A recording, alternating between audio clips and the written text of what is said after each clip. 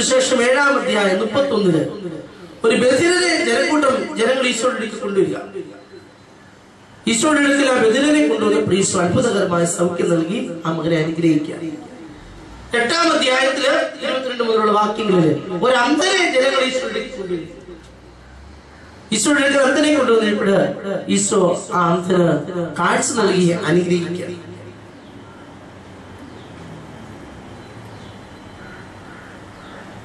ഈശോ പ്രബോധനം നൽകിയ സ്ഥലങ്ങളില് ജനങ്ങൾ പല സ്ഥലത്തും ദൂരദേശങ്ങളിൽ നിന്ന് പോലും രോഗികളെയും പിശാചബാധിതരെയും കൊണ്ടുവരിക.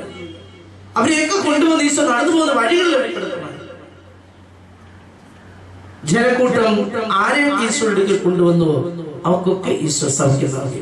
തീർച്ചയായും ഇങ്ങനെ സമൂഹമായി നമ്മൾ മധ്യസ്ഥ പ്രാർത്ഥന നടത്തുമ്പോൾ അത് ദൈവത്തിന് മുമ്പിൽ വിലയുള്ളതാണ്. പരിശുദ്ധരുടെ മാധ്യസ്ഥം, സ്ത്രീകന്മാരുടെ മാധ്യസ്ഥം, ജനക്കൂട്ടത്തിന്റെ മാധ്യസ്ഥം, വ്യക്തികളുടെ മാധ്യസ്ഥം, ആർക്കാണ് മാധ്യസ്ഥം വഹിക്കുവാനുള്ള കൃപ വരം ഈശോ നൽകിയിരിക്കുക. ഈശോ ശിഷ്യന്മാരെ തിരഞ്ഞെടുക്കുന്ന സമയത്ത് എന്തിനു വേണ്ടിയാണ് ഈശോ ശിഷ്യന്മാരെ തിരഞ്ഞെടുത്തെന്ന് പറയുന്നത്? രോഗികളുടെ മേൽ കൈകൾ വെക്കുവാൻ, പിശാചബാധിതരെ സുഖപ്പെടുത്തുവാൻ. അതിനകത്ത് പല കാര്യങ്ങൾ പറയുന്നുണ്ട്. അതിനകത്ത് 2 കാര്യങ്ങൾ സൗഖ്യ ശുശ്രൂഷയ്ക്കായിട്ടാണ് ഈശോ ശിഷ്യന്മാരെ തിരഞ്ഞെടുത്ത്, സ്ത്രീകന്മാരെ തിരഞ്ഞെടുത്ത് 12 പേരെ അയക്കുന്നുണ്ട്. വിളിച്ചിട്ട് ലൂക്കായുടെ സുവിശേഷത്തിൽ അത് രേഖപ്പെടുത്തിയിട്ടുണ്ട്. ലൂക്കായുടെ സുവിശേഷം 9-ാം അധ്യായത്തില് 1 മുതലുള്ള തിരുവചനങ്ങൾ 9-ാം അധ്യായം. അവിടെ ഈശോ 12 പേരെ തിരഞ്ഞെടുത്ത് അയക്കുകയാണ് ഈ സൗഖ്യത്തിന്റെ ശുശ്രൂഷ എല്ലായിടത്തും വ്യാപിപ്പിക്കാൻ. ഇപ്പൊ നമ്മൾ വിചാരിക്കും 12 സ്ത്രീമാർക്ക് മാത്രമേ മധ്യസ്ഥ പ്രാർത്ഥന നടത്താനുള്ള വരം ഈശോ കൊടുത്തു. ലൂക്കായുടെ സുവിശേഷം 10-ാം അധ്യായത്തിൽ വീണ്ടും ഈശോ കുറെ പേരെ 72 പേരെ ഈശോ അയക്കും. ആ 72 പേരെ അയക്കുന്നതിൽ പറഞ്ഞിട്ടാണ് രോഗികളുടെ മേൽ കൈകളൊക്കെ പിശാചബാധിതരെ സുഖപ്പെടുത്തി. അവർ മടങ്ങി വന്നിട്ട് ഈശോയൊക്കെ പറയുന്നുണ്ട്, പിശാചുക്കളൊക്കെ ഞങ്ങൾക്ക് കീഴടങ്ങി, രോഗങ്ങളൊക്കെ സൗഖ്യമാകും. ഈശോ പറയും, ഇതൊന്നും ഓർത്തല്ല നിങ്ങൾ സന്തോഷിക്കേണ്ടത്, നിങ്ങളുടെ പേര് സ്വർഗ്ഗത്തിൽ എഴുതപ്പെട്ടു സന്തോഷിക്കുമെന്ന് ഈശോയെ ഉപദേശിക്കും. 12 പേർക്കല്ല ഈശോ വരം കൊടുത്തിരിക്കുക, 72 പേർക്ക്. 72 പേർക്കുമല്ല, ആരൊക്കെ ഈശോ വിളിച്ചപേക്ഷിക്കുന്നുവോ അവരൊക്കെ മധ്യസ്ഥ പ്രാർത്ഥന നടത്തുവാനായിട്ട് വിളിക്കപ്പെട്ടവരാണ്. ഞാൻ ഇന്നിവിടെ ശുശ്രൂഷയ്ക്ക് വന്നപ്പോഴും ഇപ്പൊ കൊന്ത നമസ്കാരം നടത്തിക്കൊണ്ടുന്ന സമയമാണ്. ഈശോയെ അങ്ങയുടെ നാമത്തിൽ ഞങ്ങൾ പിതാവിനോട് അപേക്ഷിക്കുന്നു, ആത്മാവിന്റെ നിറവ് ഞങ്ങൾക്ക് നൽകുന്നു. യോഹന്നാന്റെ സുവിശേഷത്തില് 16-ാം അധ്യായം 23-24 വാക്കുകൾ, നിങ്ങൾ ഇതേവരെ എന്റെ നാമത്തിൽ പിതാവിനോട് ഒന്നും ചോദിച്ചിട്ടില്ല, നിങ്ങൾ ചോദിക്കുവിൻ നിങ്ങൾക്ക് ലഭിക്കും. ഞാൻ കാഞ്ഞിരപ്പള്ളിയിൽ ഒരു പള്ളിയിൽ ഒരു കല്യാണം കെട്ടിക്കാൻ പോയപ്പോൾ അവിടുത്തെ അച്ഛൻ ധ്യാനമില്ല. അപ്പൊ അച്ഛൻ ഇങ്ങനെ എന്റെ അടുത്ത് പറഞ്ഞു, അച്ഛൻ എളുപ്പമുള്ള ഒരു പ്രാർത്ഥനയുണ്ട്, ആരെങ്കിലും നമ്മുടെ അടുത്ത് വന്നാല് പറഞ്ഞു കൊടുക്കാൻ പറ്റുന്ന ഒരു പ്രാർത്ഥന. എന്നിട്ട് അച്ഛൻ ഒരു ഷീറ്റ് എന്റെ തന്നു. ആ ഷീറ്റ് ഈശോയെ അങ്ങയുടെ നാമത്തിൽ പിതാവിനോട് ഞാൻ അപേക്ഷിക്കുന്നു എന്ന് പറഞ്ഞുകൊണ്ട് നമ്മുടെ ആവശ്യം പറഞ്ഞ് പ്രാർത്ഥിക്കാം. അന്നേരം അച്ഛൻ എന്തൊക്കെ പറയാണ്, ഈ പ്രാർത്ഥനയിലൂടെ ഒത്തിരി പേർക്ക് സൗഖ്യം കിട്ടുന്ന അച്ഛനൊക്കെ വന്ന് സാക്ഷ്യപ്പെടുത്തിയിട്ടുണ്ട്.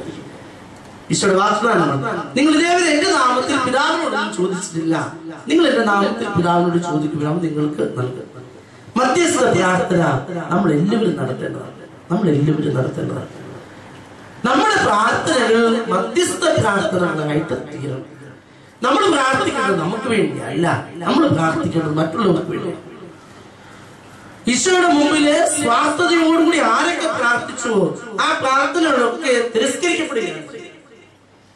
ഈശോയുടെ അടുക്കല് മറ്റുള്ളവർക്ക് വേണ്ടി ആരൊക്കെ പ്രാർത്ഥിച്ചുവോ അവരുടെ എല്ലാ പ്രാർത്ഥനയ്ക്ക് ഈശോ ഉത്തരം വരികയാണ് ചെയ്യുക.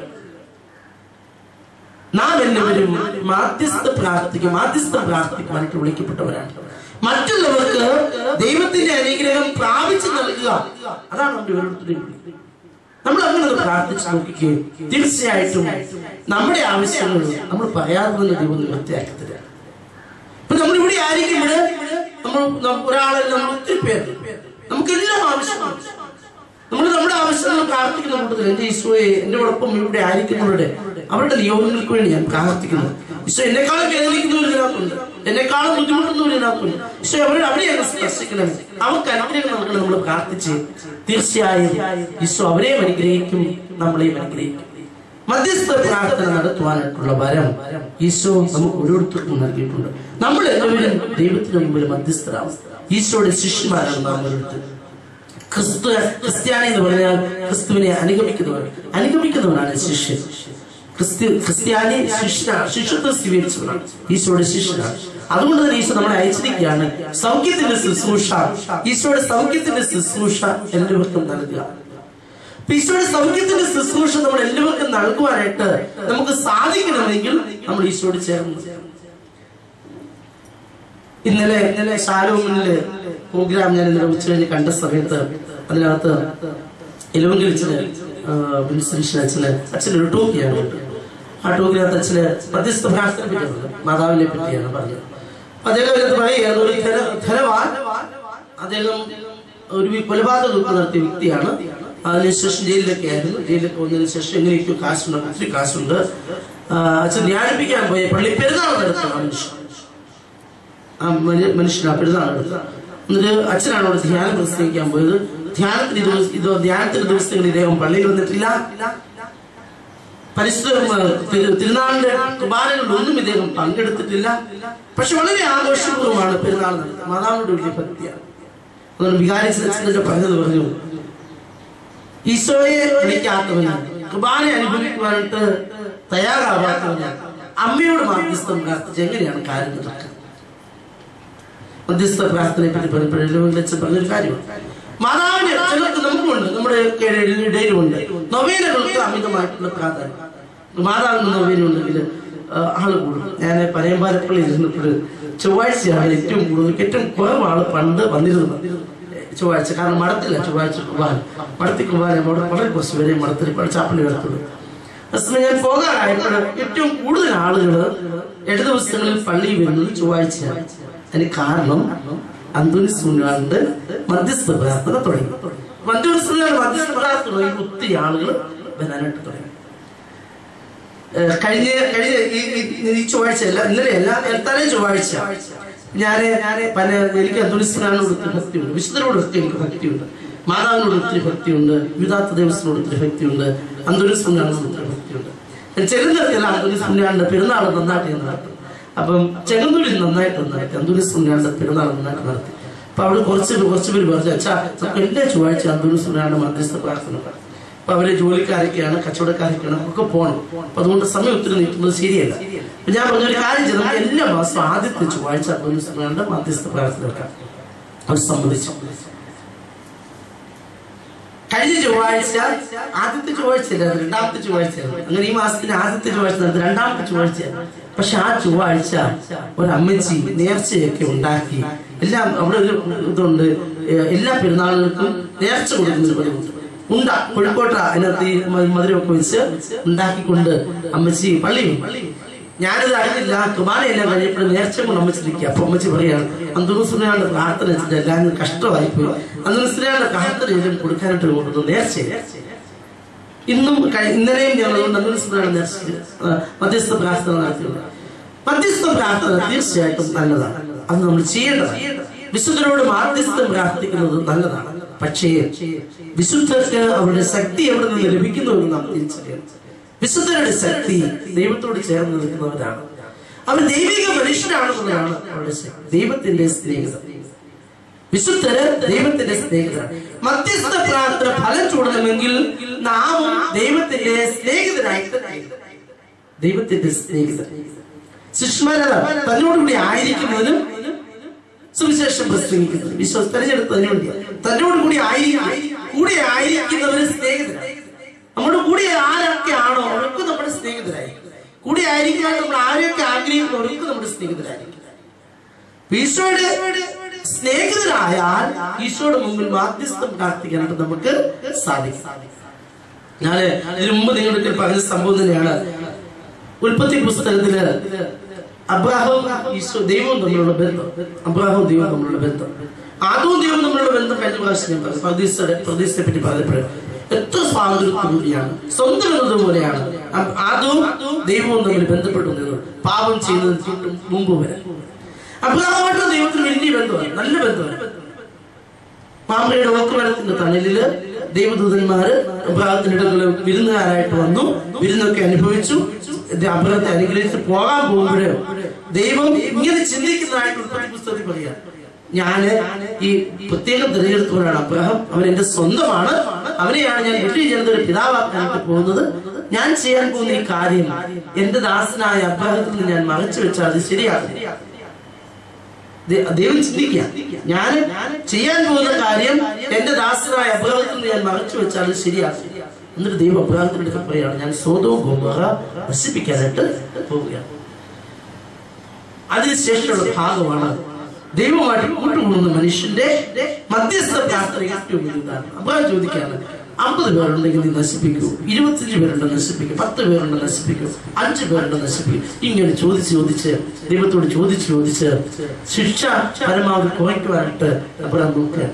അത്ര സ്വാതന്ത്ര്യം ദൈവത്തിന് ഉണ്ടായി. നമ്മളൊക്കെ ശുപാർശ ചെയ്യുന്നത്, ഒത്തിരി പേര് ശുപാർശ ചെയ്തുകൊടുക്കുക. നമ്മൾ ആരുടെ ശുപാർശയാണ് സാധാരണ ചെയ്തു കൊടുക്കുക? നമുക്ക് ഇഷ്ടമുള്ളവർക്ക് മാത്രമേ ചെയ്തുള്ളൂ. അപ്പൊ ദൈവത്തിന് ഇഷ്ടമുള്ളവരാണ് വിശുദ്ധർ. തീർച്ചയായിട്ടും അവരുടെ മാധ്യസ്ഥതകളാണ്. പക്ഷേ ദൈവത്തെ മറന്നുകൊണ്ടല്ല, ദൈവത്തിന് കൊടുക്കേണ്ട സ്ഥാനം കൊടുക്കാതെ അല്ല നമ്മൾ വിശുദ്ധരുടെ മാധ്യസ്ഥം തേടേണ്ടത്. അങ്ങനെ തേടുന്നതുകൊണ്ടാണ് മറ്റു മനുഷ്യർ നമ്മുടെ നോക്കിട്ട് പറയുക നമ്മുടെ വിഗ്രഹാരാധകരാണ്. തീർച്ചയായിട്ടും ദൈവത്തെ മറന്നുകൊണ്ട് പരിശുദ്ധ കുർബാനയെ മറന്നുകൊണ്ട് നമ്മൾ വിശുദ്ധരുടെ മാധ്യസ്ഥം തേടാൻ പോയാൽ നമ്മൾ വിഗ്രഹാരാധകർ തന്നെയാണ്. നമ്മുടെ ഹൈന്ദവ സഹോദരങ്ങൾ ദേവിമാരുടെ പ്രീതിക്ക് വേണ്ടി ഓരോന്ന് ചെയ്തില്ലേ? അതുപോലെ തന്നെ മാതാവിന്റെ പ്രീതിക്ക് നമ്മൾ ചെയ്യുന്നവരായിട്ട് മാറും. മാതാവിന്റെ സ്ഥാനം എന്താണെന്ന് മനസ്സിലാക്കുവാൻ, വിശുദ്ധരുടെ സ്ഥാനം എന്താണെന്ന് മനസ്സിലാക്കുവാനായിട്ട് നമുക്ക് സാധിക്കും. വിശുദ്ധരോടുള്ള മാധ്യസ്ഥം നമ്മുടെ ജീവിതത്തിൽ അനുഗ്രഹമാവണമെങ്കിൽ ദൈവത്തോട് നമുക്ക് നല്ല ബന്ധം വേണം. ദൈവത്തോട് ചേർന്ന് നിൽക്കുന്ന ദൈവിക മനുഷ്യരുടെ നമ്മുടെ കാര്യങ്ങൾ പറയുവാനായിട്ട് നമുക്ക് സാധിക്കണം. അപ്പോൾ ദൈവത്തിന്റെ അനുഗ്രഹം നമുക്ക് സമൃദ്ധമായിട്ട് ലഭിക്കും. നാം ദൈവത്തിന് മുമ്പിൽ മാധ്യസ്ഥം പ്രാർത്ഥിക്കേണ്ടവരാണ്. ദൈവത്തിന്റെ മുമ്പിൽ മധ്യസ്ഥരായിട്ട് നിലകൊള്ളേണ്ടവരാണ്. മധ്യസ്ഥരായിട്ട് നിലകൊള്ളുമ്പോഴാണ് നമ്മുടെ ജീവിതത്തിൽ അനുഗ്രഹങ്ങൾ അനുഭവിക്കുവാനായിട്ട് നമുക്ക് സാധിക്കുക. മധ്യസ്ഥരാവണമെങ്കിൽ ഒന്നാമത്തെ കണ്ടീഷൻ ദൈവവുമായിട്ട് നമുക്ക് നല്ല ബന്ധം വേണം. നാമും ദൈവവും തമ്മിൽ നല്ല ബന്ധമാണ് എങ്കിൽ നമ്മൾ ചോദിക്കുന്നതെല്ലാം ദൈവം നമുക്ക് നൽകും. നാമും ദൈവവും തമ്മിലുള്ള ബന്ധം, ഞാൻ ദൈവത്തിന്റെ മകനും ദൈവം എന്റെ അപ്പനുമാണ്. അപ്പനും മകനുമാണ് ഞാനും ദൈവവും തമ്മിലുള്ള ബന്ധം. ആ ബന്ധം എത്രമാത്രം എനിക്ക് അനുഭവിക്കുവാനായിട്ട് സാധിക്കുന്നുവോ അത്രമാത്രം ദൈവത്തിന് മുമ്പിൽ സ്വാതന്ത്ര്യത്തോട് നിലകൊള്ളുവാനായിട്ട് എനിക്ക് സാധിക്കും. അത്രമാത്രം ദൈവത്തിൽ നിന്ന് അനുഗ്രഹങ്ങൾ പ്രാപിക്കുവാൻ എനിക്ക് സാധിക്കും. പുത്രനാണ് അപ്പന്റെ മുമ്പിൽ ഏറ്റവും സ്വാതന്ത്ര്യമാണ്. പിള്ളേരെ സംസാരിക്കാൻ വരുമ്പോൾ പറയുന്ന ഒരു കാര്യമുണ്ട്, അച്ചാച്ചനെടുക്കൽ അമ്മച്ചെടുക്കുക വഴക്കുണ്ടാക്കും. എല്ലാ പിള്ളേരും പറയുന്നത് വഴക്കുണ്ടാക്കും. ഞാൻ ചീത്ത വിളിക്കും, അടിച്ചിട്ടുണ്ട്, അപ്പച്ചനെ അടിച്ചിട്ടുണ്ട്. ചില പിള്ളേർ ഭയങ്കര കുറ്റബോധം. ഇപ്പൊ കുറ്റബോധം കൂടുന്ന പിള്ളേരെ നമ്മൾ അത് പറഞ്ഞ് പേടിപ്പിച്ചു കഴിഞ്ഞാൽ ഒന്നുകൂടെ അവർക്ക് പേടി വന്നു കഴിഞ്ഞാൽ പിന്നെ അത് അവരുടെ വ്യക്തിത്വ വളർച്ച അത് ദോഷകരമായി കാണും. ഇപ്പൊ ഞാൻ അവരുടെ ചോദിക്കാറുണ്ട്, അപ്പനെ അമ്മയെടുക്കൽ ഇങ്ങനെ വഴക്കുണ്ടാക്കുന്ന പിള്ളേരൊക്കെ ചോദിക്കാറുണ്ട്, മോനെ അയൽവക്കത്തെ വീട് അയൽവക്കത്തെ നിങ്ങളുടെ അടുത്ത് വീടില്ലേ? ഉണ്ട്. അവിടെ കൂട്ടുകാരുണ്ടല്ലോ. അപ്പൊ അവരുടെ പേര് പറയാൻ പറ്റും. അപ്പൊ എന്നിട്ട് ചോദിക്കും, അവന്റെ ഒരാളുടെ പേര് പറയാ, ടോം എന്ന് പറയും. അപ്പൊ ഞാൻ ചോദിക്കാം, മോനെ ടോമിന്റെ അപ്പന്റെ അമ്മയുടെ അടുത്ത് മുമ്പ് വഴക്കുണ്ടാക്കും. ടോമിന്റെ അപ്പന്റെ അമ്മയുടെ അടുത്ത് മുമ്പ് ഉടനെ ഇല്ല, ഉടനെ ചിരിക്കാൻ ഇല്ലെന്ന് വിളിച്ചിരിക്കാതെ. എന്തുകൊണ്ടാണ് ടോമിന്റെ അപ്പന്റെ അമ്മയുടെ എടുക്കുമ്പോൾ വഴക്കുണ്ടാക്കുന്നില്ല, മോന്റെ അപ്പന്റെ അമ്മയുടെ എടുക്കുമ്പോൾ വഴക്കുണ്ടാക്കുന്നു? അപ്പോൾ ഉടനെ പറയും, ചിരിച്ചിരിച്ച് കുണുങ്ങി അപ്പന്റെ പറയത്തുള്ളൂ. അതുവരെ ഭയങ്കര പേടിയായിരുന്നു. പറയും, എന്റെ അച്ചാച്ചനാണ്, എന്റെ അമ്മച്ചിയാണ്. എന്തുകൊണ്ട് വഴക്കുണ്ടാക്കുന്നത്? എന്റെ അച്ചാച്ചനാണ്, എന്റെ അമ്മച്ചിയാണ്. അപ്പൊ ഞാൻ എന്റെ എന്താ അർത്ഥം? അപ്പൊ പറയും, എനിക്ക് ഇഷ്ടമാണ്, അതുകൊണ്ട് എനിക്ക് എന്ത് വേണേലും കാണിക്കാം. അപ്പൊ സ്വാതന്ത്ര്യം ഉള്ളിടത്ത് മാത്രമേ ഇങ്ങനെ ഒരു ബന്ധത്തിലേക്ക് പ്രവേശിക്കാൻ നമുക്ക് സാധിക്കും. സ്വാതന്ത്ര്യം നമ്മൾ എന്ത് പറഞ്ഞാലും സാധിക്കും. അപ്പൊ ദൈവത്തിന് മുമ്പിൽ എങ്ങനെ ഒരു സ്വാതന്ത്ര്യം നമുക്ക് വേണം. നമ്മൾ എന്റെ അപ്പനാണ് ദൈവം എന്നുള്ള അനുഭവം, ആ അനുഭവം എത്രമാത്രം സ്വന്തമാക്കാൻ നമുക്ക് സാധിക്കുന്നു, എത്രമാത്രം നമ്മുടെ ജീവിതത്തിൽ അനുഭവിക്കാനായിട്ട് നമുക്ക് സാധിക്കുന്നു, അത്രമാത്രം ദൈവത്തിന് മുമ്പിൽ നമ്മുടെ പ്രാർത്ഥനകൾ അർത്ഥപൂർണ്ണമായിട്ട് തീരും. ദൈവം ഉന്നതങ്ങളിലിരിക്കുന്നവനല്ല. ദൈവം നമ്മുടെ പ്രാർത്ഥന കേൾക്കാനായിട്ട് ദേവാലയത്തില് സക്കാരിക്കുള്ള കൂട്ടിനുള്ളിലിരിക്കുന്നവരല്ല. ദൈവം നമ്മുടെ പൂജാമുറിയിൽ, നമ്മൾ പ്രാർത്ഥിക്കുന്ന മുറിയിൽ നമ്മുടെ പ്രാർത്ഥന കേൾക്കുവാനായിട്ട് കാത്തു നിൽക്കുന്നവരല്ല, മറിച്ച് നമ്മളോട് ഒപ്പമായിരിക്കുന്നവർ, നമ്മുടെ പിതാവാണ്, നമ്മുടെ സംരക്ഷകൻ. ആ പിതാവിനെ അനുഭവിക്കുവാനായിട്ട് നമുക്ക് സാധിച്ചാൽ നമ്മുടെ മധ്യസ്ഥ പ്രാർത്ഥന ഫലം ചൂടും. ദൈവവുമായി നല്ല ബന്ധം ഉണ്ടാവുക. സ്നേഹിതനായി, ദൈവത്തിന്റെ സ്നേഹിതനായി, ദൈവത്തിന്റെ കൂട്ടുകാരിയായി നാം ഓരോരുത്തരും ആകുക. പഴയ നിയമത്തിൽ നമ്മൾ നോക്കിക്കോ, പ്രവാചകന്മാർ എല്ലാവരും ഇപ്രകാരം ജീവിച്ചതാണ്. മോശ എന്ത് സ്വാതന്ത്ര്യമാണ് മോശ പറയുന്നത്. മോശ കൽപ്പനകൾ എഴുതിയ ഫലവുമായിട്ട് സീനാമലയിൽ താഴേക്ക് വരുമ്പോൾ ഇസ്രായേൽക്കാരെ വിഗ്രഹാരാധന കൂടി ഒതുക്കിയ കാളക്കുട്ടി ഉണ്ടാക്കി അതിന് മുമ്പിൽ ആരാധന നടത്തിക്കൊണ്ടിരിക്കുക. ഉടനെ ഈ ഫലവും വലിച്ചെറിഞ്ഞുകൊണ്ട് മോശ വീണ്ടും ദൈവത്തിന്റെ സന്നിധിയിലേക്ക് പോവാ. ജനത്തിന് വേണ്ടി മാപ്പ് അപേക്ഷിക്കുക. ദൈവം പോകുകയാണ്. കാരണം ദൈവിക മനുഷ്യരുടെ പ്രാർത്ഥന ദൈവത്തിന് നിരസിക്കാനായിട്ട് സാധിക്കത്തില്ല. ദൈവിക മനുഷ്യർ അതുകൊണ്ടാണ് ഒരു പ്രാവശ്യം യുദ്ധം ചെയ്യുമ്പോൾ ഇസ്രായേൽക്കാർ യുദ്ധം ചെയ്യുമ്പോൾ മോശയുടെ കൈ താന്നപ്പോഴൊക്കെ അവർക്ക് നാശം ഉണ്ടാകും. കൈ പൊങ്ങി നിന്നപ്പോഴെല്ലാം അവർക്ക് വിജയമാണ്. അപ്പൊ ഇങ്ങനെ കൈ പൊക്കി പിടിച്ചുകൊണ്ട് രണ്ടുപേരും നിൽക്കുകയാണ് മോശയുടെ. നാം ദൈവിക മനുഷ്യരായാൽ ദൈവത്തിൽ നിന്നും അനുഗ്രഹങ്ങൾ മറ്റുള്ളവരുടെ ജീവിതത്തിൽ പ്രാപിച്ചു നൽകുവാനായിട്ട് നമുക്ക് സാധിക്കും. പക്ഷെ നമുക്ക് എപ്പോഴും സാധിക്കുന്നതല്ല ദൈവിക മനുഷ്യരായിട്ട് ജീവിക്കുക എന്നുള്ളത്. നമ്മളെല്ലാം പാപങ്ങളും തെറ്റുകളും കുറ്റങ്ങളും ഉള്ളവരാണ്. നമ്മളെല്ലാം പച്ചയായ മനുഷ്യരാണ്. പച്ചയായ മനുഷ്യർ പറയുമ്പോൾ തെറ്റുകളും കുറ്റങ്ങളും ഉള്ളവരാണ് നമ്മൾ. അതുകൊണ്ട് മധ്യസ്ഥ പ്രാർത്ഥനയ്ക്ക് നാം അണയുമ്പോൾ നാം ആദ്യം ചെയ്യേണ്ടത് നമ്മുടെ ജീവിതത്തിൽ നമ്മൾ ആത്മശോധനയ്ക്ക് വിധേയമാക്കുക. എനിക്ക് ഒരു കപ്പ്യാരെ അറിയാം. ആ കപ്പ്യാര് വീട്ടിലധികം സമയം എനിക്ക് ചെറുപ്പക്കാരനാണ്. അതേ സമയം വീട്ടിൽ ചെലവഴിക്കത്തില്ല. അദ്ദേഹത്തിന്റെ ഭാര്യയ്ക്ക് എന്നും പരാതിയാണ് ഭർത്താവിനെ കാണാൻ കിട്ടുന്നില്ല. ഇവര് തമ്മിൽ വഴക്കുണ്ടാക്കും. ഒരു പ്രാവശ്യം വഴക്കുണ്ടാക്കുമ്പോൾ ചെറുപടി ഉണ്ട്. വഴക്കുണ്ടാക്കുമ്പോൾ ഭർത്താവ് പറയാണ്, ദൈവത്തിന്റെ കാര്യം കഴിഞ്ഞിട്ടുള്ളൂ, ബാക്കി കാര്യം അല്ല. നീ എന്തെല്ലാം പറഞ്ഞാലും, നീ ഇവിടെ ഇൻകുലാബ് വിളിച്ചാലും ഒരു രക്ഷയില്ല. ഞാൻ ഈ പണി തീർക്കാതെ കൊണ്ട് വീട്ടിൽ വരുന്നത്.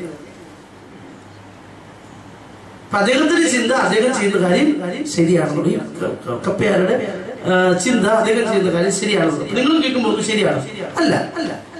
അദ്ദേഹത്തിന്റെ കുടുംബത്തോടൊരു ഉത്തരവാദിത്വം ഉണ്ട്, ഭാര്യയോടൊരു ഉത്തരവാദിത്വമുണ്ട്, മക്കളോടൊരു ഉത്തരവാദിത്വമുണ്ട്. വീട്ടിൽ ചെല്ലുവാനും വീട്ടിലെ കാര്യങ്ങൾ നോക്കുവാനായിട്ട് സാധിക്കും. അത് ചെയ്യാതെ വരുമ്പോഴാണ് ഈ ബുദ്ധിമുട്ടുള്ളത്. പക്ഷെ ആ ഒരു കുറവ് മനസ്സിലാക്കുവാനായിട്ട്, തനിക്ക് കുറവുണ്ട് എന്നുള്ള കാര്യം മനസ്സിലാക്കുവാനായിട്ട് അദ്ദേഹത്തിന് സാധിക്കാത്തതുകൊണ്ട് ഇവർ തമ്മിൽ എന്നും പ്രശ്നം. എത്രമാത്രം നമ്മൾ അദ്ദേഹത്തെ മനസ്സിലാക്കി കൊടുക്കാൻ ശ്രമിച്ചാൽ അദ്ദേഹം വിചാരിക്കുന്നത് ദൈവത്തിന് ദൈവിക വേല ചെയ്യുന്നത് കൊണ്ട് അതാണ് വലിയ കാര്യം, ഒരു കാര്യം ചെയ്യേണ്ട കാര്യമില്ല, മറ്റൊന്നും ഒരു കുഴപ്പമില്ല നമ്മൾ ചിന്ത. ഞാനിത് പറഞ്ഞത് പാപബോധം നമുക്കുണ്ടെങ്കിൽ മാത്രമേ നമുക്ക് ദൈവമക്കളുടെ സ്ഥാനം നഷ്ടമായോ ഇല്ലയോ എന്ന് തിരിച്ചറിയുവാനും ദൈവത്തിന്റെ പക്കലേക്ക് മടങ്ങി പോകാൻ നമുക്ക് സാധിക്കുക.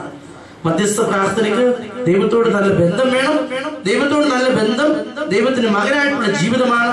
ദൈവത്തിന്റെ മകനെന്നുള്ള സ്ഥാനം നഷ്ടപ്പെടുത്തുന്നതാണ് പാപകരമായിട്ടുള്ള ജീവിതം. പാപകരമായ ജീവിതത്തിലാണ് നാം എങ്കിലും നമ്മുടെ മധ്യസ്ഥ പ്രാർത്ഥനയ്ക്ക് ഫലമില്ല. ജോഷുവയുടെ ചരിത്രത്തിൽ പറയുന്നുണ്ട്, ഇസ്രായേൽ മക്കളുടെ അവര് വിളിച്ചുകൊണ്ടിട്ട് പറയാണ്, നിങ്ങളെ തന്നെ കഴുകി ശുദ്ധീകരിക്കുകയും നാളെ ഞാൻ നിങ്ങളുടെ ഇടയിൽ അത്ഭുതങ്ങൾ കഴുകി ശുദ്ധീകരിക്കപ്പെട്ടെങ്കിൽ മാത്രമേ അത്ഭുതങ്ങൾ സ്വീകരിക്കാനായിട്ട് സാധിക്കൂ. കഴുകി ശുദ്ധീകരിക്കപ്പെട്ടെങ്കിൽ മാത്രമേ. അപ്പൊ നമ്മൾ പ്രാർത്ഥിക്കുമ്പോൾ നിർമ്മലതയോടുകൂടി കുമ്പസാരിച്ച് ഒരുങ്ങി നമ്മൾ പ്രാർത്ഥിച്ചാൽ അനുഗ്രഹങ്ങൾ. കുമ്പസാരം കഴുകി വെടിപ്പാക്കുന്ന ശുശ്രൂഷയാണ്, നമ്മളെ തന്നെ വിശുദ്ധീകരിക്കുന്ന ശുശ്രൂഷയാണ്. നമ്മുടെ കുർബാനക്രമത്തില് ഇതില്ല. പക്ഷെ ലത്തീൻ കുർബാനക്രമത്തിൽ ഇതുണ്ട്. ലത്തീൻ കുർബാനക്രമം തുടങ്ങുന്നത് പിതാവിന്റെയും പുത്രന്റെയും പരിശുദ്ധാത്മാവിന്റെ നാമത്തിൽ എന്ന് പറഞ്ഞതിന് ശേഷം പറയുന്നത് നമുക്ക് നമ്മുടെ ബലിയർപ്പിക്കാനായിട്ട് നമ്മൾ ഒന്നിച്ചു കൂടിയിരിക്കുകയാണ്. കാരണം ഒരു ഇൻട്രൊഡക്ഷൻ ഉണ്ട്. അതിനകത്ത് നമ്മൾ ഒന്നിച്ചു കൂടിയിരിക്കുകയാണ്. നമുക്ക് യോഗ്യതയോട് ബലിയർപ്പിക്കുവാനായിട്ട് നമുക്ക് നമ്മളെ തന്നെ ആത്മശോധന ചെയ്യാം, നമ്മുടെ കുറവുകളെ നമുക്ക് കണ്ടെത്താം എന്ന് പറഞ്ഞുകൊണ്ട് മൗനമായിട്ട് ആത്മശോധന കുറ്റങ്ങളെ കണ്ടെത്തുകയാണ്. അപ്പോൾ നമ്മുടെ കുറവുകളെ കണ്ടെത്തുകയാണ്. എന്നിട്ട് ദൈവത്തിന് മാപ്പ് പറഞ്ഞുകൊണ്ട് നമ്മൾ മനസ്താപനം ചൊല്ലിക്കൊണ്ട് അതിനുശേഷം കാർമ്മികന് ഒരു പൊതുവായിട്ടുള്ള ആശീർവാദം കൊടുക്കുക. അങ്ങനെ വിശദീകരിക്കപ്പെട്ടവരായിട്ടാണ് ബലിയർപ്പണത്തിലേക്ക് ലത്തീൻ ക്രമത്തിൽ പ്രവേശിക്കാൻ. നമ്മുടെ കുർബാനകൾ തന്നെ, നമ്മുടെ കുർബാന ഏറ്റവും ആദ്യം പാടുന്നത് പെസഹാത്തിൽ നിന്നാണ് ഈശോ നൽകിയ ആ കുദാശ നമ്മൾ പുനരാവിഷ്കരിക്കുന്ന ഇതിലേക്ക് നമുക്ക് ഒരുങ്ങി വരാമെന്ന് കാർമ്മികം പാടുക. എന്നാ പെസഹാത്തിൽ നിന്നാണ് പാട്ടുന്നത്. ഉടനെ തന്നെ സമൂഹം പുറത്തുതിരിക്കുക, അനുരഞ്ജിതരായി തീർന്നിടാം, അപമൊരു പീഠം ഒരുക്കിടാം. അപ്പം അനുരഞ്ജനപ്പെട്ടുകൊണ്ടാണ് ബലിയർപ്പിക്കുവാനായിട്ട് തടയേണ്ടത്.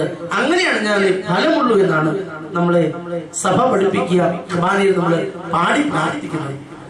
അനുരഞ്ജനപ്പെട്ട ഹൃദയം, ആ ഹൃദയം ഉണ്ടെങ്കിലേ ദൈവത്തിൽ നമുക്ക് അനുഗ്രഹങ്ങൾ പ്രാപിക്കാൻ സാധിക്കത്തുള്ളൂ. മറ്റുള്ളവർക്ക് ദൈവത്തെ അനുഗ്രഹങ്ങൾ പ്രാപിച്ചു നൽകാൻ സാധിക്കും.